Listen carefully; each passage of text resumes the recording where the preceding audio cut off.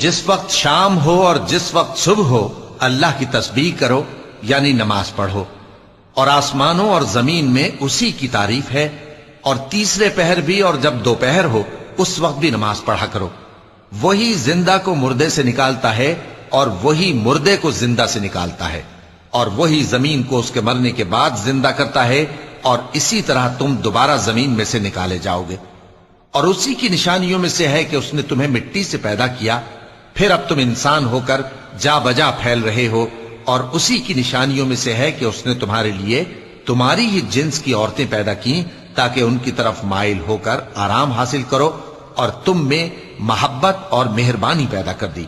جو لوگ غور کرتے ہیں ان کے لیے ان باتوں میں بہت سی نشانیاں ہیں۔ اور اسی کی نشانیوں میں سے ہے آسمانوں اور زمین کا پیدا کرنا، اور تمہاری زبانوں اور رنگوں کا جدا جدا